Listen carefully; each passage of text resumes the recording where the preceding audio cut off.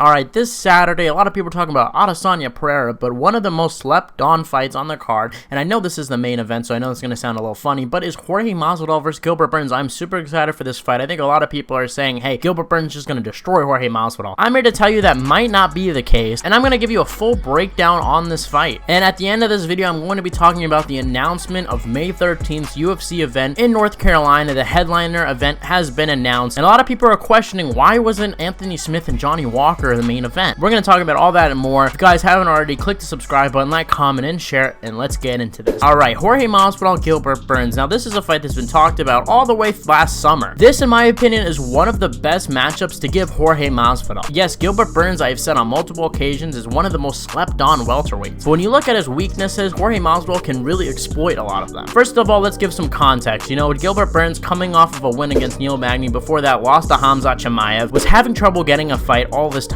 Finally got that big Jorge Masvidal fight, which I'm very excited about. I'm glad that he finally got a big opportunity. Gilbert Burns will fight anybody, anywhere, no matter the ranking, so you gotta give respect to him. And Jorge Masvidal's on a 3-fight losing streak, 2 to Kamaru Usman and 1 to Colby Covington. So granted, he's losing to the top of the division. He's losing to the top tier competition. However, he's still losing. And when you look at his career before 2019, before he really got famous, he did have a few notable wins. He submitted Michael Chiesa, you know, knocked out Cowboy Cerrone before, you know, he was older and out of his prime, but it was never like he was almost in contention for a title. You know, a lot of the Kamaru Usman title shot talk was kind of undeserving. Yes, he did beat Ben Askren, but then he beat Nate Diaz. Not like he beat a guy in the top 5. He got the immediate rematch to Kamaru Usman, got knocked out, and we've definitely seen him struggle with the wrestling, and that's something that I think Gilbert Burns is definitely going to incorporate. We all know that Gilbert Burns has high level jiu-jitsu, submitted Neil Magny in the first round. Not many people finished Neil Magny, so it's really impressive to see Gilbert Burns do it pretty fast, and this fight has a lot of stakes. You know, with the new champion, Leon Edwards, he hasn't fought any of these guys. The winner of this would be a fresh matchup for Leon Edwards, assuming he gets past Colby Covington, and even Burns versus Covington isn't a bad fight. But enough talking about all that. What do I think Jorge Masvidal's strengths and weaknesses are against Gilbert Burns? First of all, we all know Jorge Masvidal is a really good striker. You know, I think Jorge Masvidal kind of has smart aggression in a way. He isn't a guy that's gonna, you know, pick you apart with a jab, use his leg kick. He isn't gonna technically pick you apart like an Adesanya would. However, what he does have is power. He has endurance. He usually has a chin despite getting knocked out by Usman. We have to wonder how his chin is affected because of that fight. We all know Colby Covington isn't really a power puncher, so we couldn't really see it against that fight. And he has been dropped in his career. He got dropped by Darren Till. I think he got dropped by Michael Chiesa. The guy has had a long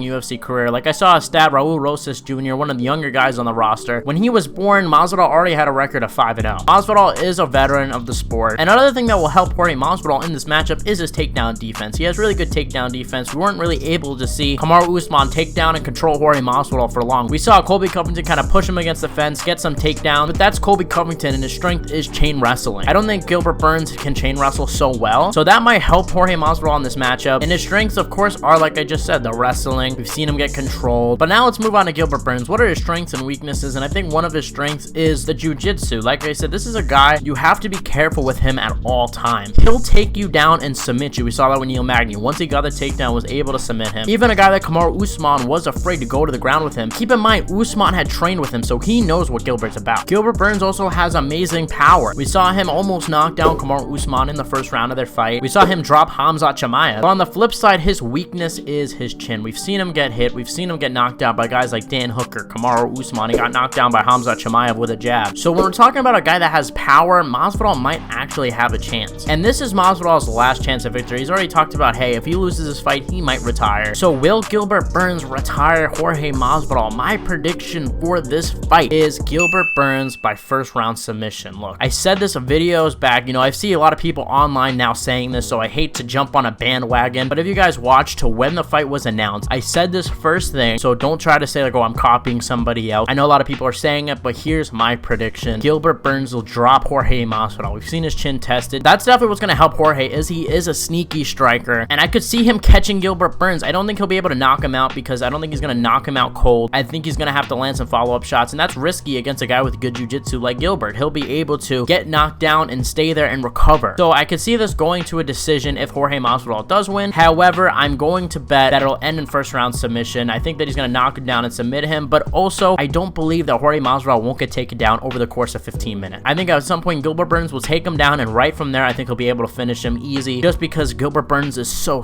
high level. But let me know what you guys think in the comment section below. Let me know what you guys think of the fight, and now let's move on to the May 13th card. Alright guys, so obviously May 13th, there's been a lot of speculation. First, this fight night was going to be in Tennessee. Now it's in North Carolina, but either way, we have our main event, Jairzinho Rozenstruik versus Jailton Almeida. Now, I've been chatting Jailton Almeida's name ever since UFC 280 because that's when I started the YouTube channel. I've been saying this guy is legit. I'm so excited to see where he goes from here. He's had a lot of catchweight bouts, but this is his big opportunity. He's facing off against Jairzinho Rozenstruik, and I'm going to be honest, I think this is a good matchup for Jailton Almeida. Jailton Almeida is a phenomenal grappler. We haven't really seen too many good grapplers in the heavyweight division, proven by when John Jones just dismantled Cyril Gane recently. So I could definitely see Jairzinho Rozenstruik getting taken down and finished. However, Jairzinho Rozenstruik is a heavyweight, and Jailton Almeida's last few fights have been catchweights. This is going to be another ball game in terms of power. We've seen Jairzinho knock dudes out. He's coming off of a quick knockout against Chris Daukaus. So I think this matchup's going to be interesting in terms of the future of the heavyweight division, because if Jailton Almeida wins, that's a big deal. And the fact that he's fighting a guy that's number 7, I could very much see a scenario where we see Jailton Almeida versus John Jones maybe next year, assuming Jailton Almeida keeps winning. And that would be an interesting matchup because they're both really good grapplers, and I'm really high on Jailton Almeida. I'm pretty sure he's going to be a massive favorite, a lot of hype behind him. And I assume that Johnny Walker or Anthony Smith is going to be the co-main event, I guess. Like, that's weird. I think that should be the main event. This should be the co-main. I'm assuming we're going to find a lot more details as we go on throughout the week. Thank you guys for watching. As always, you guys always manage to support me. Love talking UFC, MMA. Let me know what you guys think of this weekend. Going to do more videos, more coverage, doing a live stream on Friday during the weigh-in. So tune in for that. Thank you guys for watching, and I'll see you guys